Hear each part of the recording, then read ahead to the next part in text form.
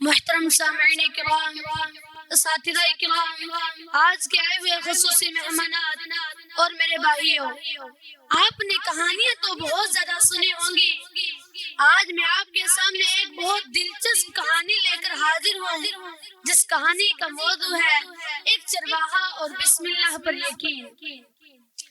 ایک علاقے میں قحط سالی تھی، جانور سب کچھ کھا کر فارغ ہو گئے تھے، یہاں تک کہ کچھ کھانے کو ہی نہ رہا تھا۔ مویشی مالکان بے حد پریشان ہو گئے۔ اسی دوران ایک مسجد کے مولوی نے بے حد یقین کے ساتھ کہا کہ اگر اللہ کا نام لے کر یعنی بسم اللہ پڑھ کر دریا کو حکم دیا جائے تو وہ بھی نافرمانی نہیں کرتا۔ یہ شاہی چرواہے کا پہلا جمعہ تھا۔ یہ بات چرواہے کے دل میں بیٹھ گئی، یقین کا درجہ پا گئی۔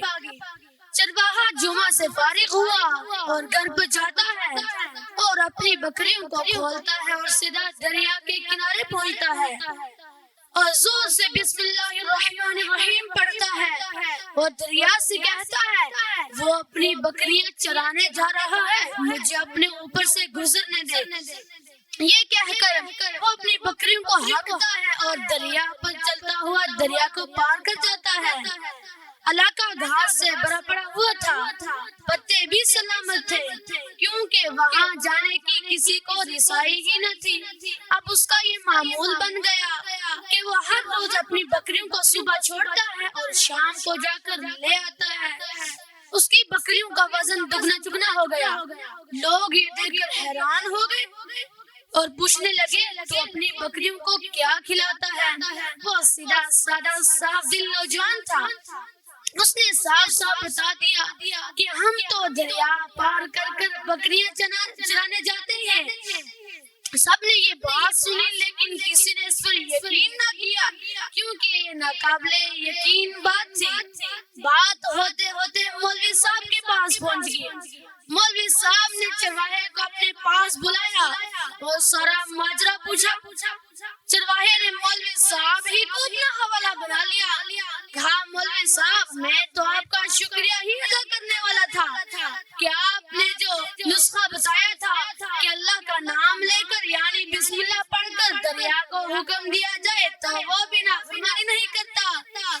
مولوی صاحب حیران ہو کر اس کے چہرے کی طرف دیکھنے لگے اور کہنے لگے ایسی باتیں تو ہم ہر جمعہ میں کیا کرتے ہیں تاکہ لوگوں کا ایمان سلامت رہے۔ چرواہا اس بات پر ڈٹا رہا کہ میرا کام تو آخر بکریاں ہی چرانا ہے۔ بات ہوتے ہوتے مولوی صاحب کو ابھی بھی یقین نہیں ہو رہا تھا۔ مولوی صاحب نے کہا اگر تو یہ بولتا کہ یہ بات سچ ہے تو کل جا کر تیرے ساتھ دیکھ لیا جائے۔ صبح ہوئی تو ایک بہت بڑا مجمع لگا ہوا ہے، ساتھ میں مولوی صاحب بھی ہے، چرواہا بھی ہے۔ دریا کے کنارے پہنچتے ہیں، چرواہا کہتا ہے مولوی صاحب بسم اللہ پڑھ دریا کو پار کیجئے۔ مولوی صاحب حیران ہو کر چرواہے کو کہتا ہے میں تو تجھے دیکھنے کے لیے آیا تھا۔ چرواہا کہتا ہے مولوی صاحب آپ نے یہ نسخہ بتایا، آپ اس کو پورا کیوں نہیں کر سکتے؟ مولوی صاحب نے پہلے سوچا کہ میں منع کر دوں، لیکن لوگ مولوی صاحب کے بارے میں نعرے بھی لگا رہے تھے۔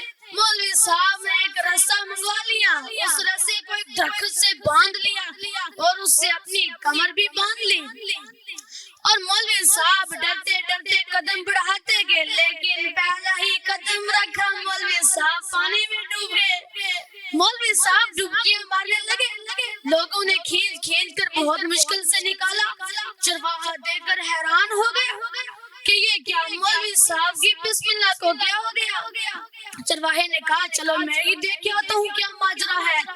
چرواہے نے بسم اللہ پڑھی اور اپنی بکریوں کو ہانکا اور دریا پر چلتا ہوا دریا کو پار کر گیا اور لوگ اسے ولی اللہ ماننے لگے۔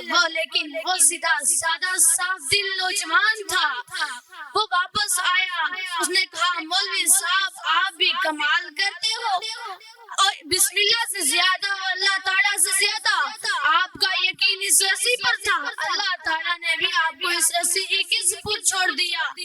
تو دوستو ہمیں اس سے یہ سبق ملتا ہے کہ ہمیں کبھی مولوی صاحب کی طرح سبق حاصل نہیں کرنا چاہیے، بلکہ اگر ہم علم حاصل کرتے ہیں اور اس پر عمل بھی کرنا